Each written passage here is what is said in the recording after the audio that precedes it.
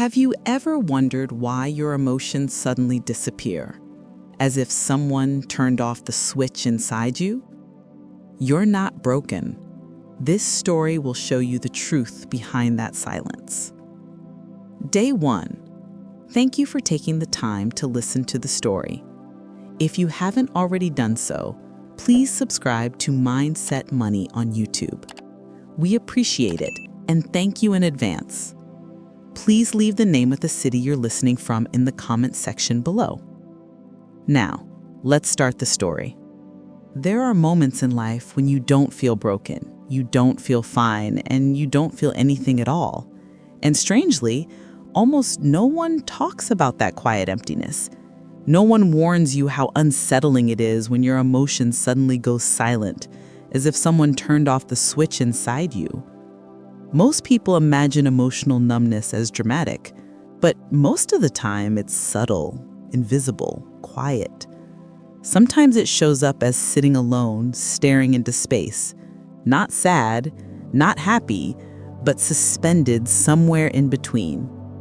Other times it appears as a practiced smile, a laughter you know you're supposed to give, or a calm, "I'm okay," when you're not even sure what not okay feels like anymore. Some people live in that silence for so long, they start believing that emptiness is simply who they are now. But when you look deeply into human psychology, you learn something powerful. Emotional numbness is not a personality trait. It is a message, a protective instinct, a quiet signal from the mind saying, "You're not ready to feel all of this yet." Most people believe the opposite of feeling is apathy, but that isn't true. Apathy is not caring. Numbness is wanting to care, but not being able to. Wanting to feel, but having the inner switch turned off. And that difference reveals something profound about the human spirit. We are built to survive emotions too heavy for us to carry all at once. Think back to a moment in your past when you expected emotion to shake you, a moment you thought would transform you, and yet you felt nothing. Maybe it was a disappointment, a loss, an ending, a goodbye. You braced for the impact of sadness or fear, but instead there was only silence, as if your own mind stepped between you and the pain and whispered, "Not today." Emotional numbing is not a malfunction. It's a survival technique. Just as the body shuts down pain during shock, the mind shuts down emotion when you've carried too much for too long. It doesn't mean you're weak. It means you've been strong, far stronger than anyone knows. Psychologists often find that numbness comes from familiar patterns: emotional overload, long-term stress, constant disappointment, childhood environments where feelings were unsafe or unnoticed. When these experiences pile up, the emotional system adapts by going quiet, not because you don't care, but because caring has cost you too much. But what lies beneath emotional numbness is something people rarely speak about: the loneliness of it. Not the loud kind, the quiet kind. The kind where you're surrounded by people yet feel like you're behind a glass wall, watching life instead of living it. You hear laughter but can't feel the warmth of it. You do what you're supposed to do, but passion feels distant and even happiness feels faint. Eventually, you tell yourself this is adulthood, or that this is simply who you've become. But a small whisper inside you wonders, can I come back from this? There's a term in psychology called emotional blunting. It flattens everything: your highs, your lows, your spark. And many people who experience it continue functioning flawlessly. They work, socialize, respond to messages, smile on cue. From the outside, they seem fine. But inside, something feels disconnected. Here's something important. Numbness is reversible. The mind is flexible. Emotions don't disappear, they wait. They hide until your inner world feels safe enough for them to return. For someone who grew up feeling ignored or misunderstood, emotions became liabilities, so silence became safety. And that pattern can follow you into adulthood without you even realizing it. When life becomes overwhelming, repetitive, or stressful, the mind conserves energy by turning down emotional volume. Sometimes numbness isn't triggered by a single dramatic event. Sometimes it's caused by slow, steady exhaustion. It's like emotional frostbite, fading gradually until one day you realize the feeling is gone.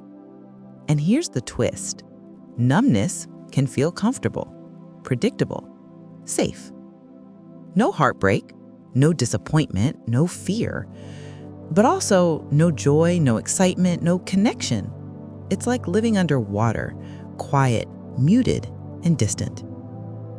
People cope with that emptiness in different ways. Some bury themselves in work. Some distract themselves endlessly. Some isolate. Some aim higher, hoping success will spark emotion again. Others avoid everything, worry that any feeling, good or bad, might burst the silence they're not ready to leave.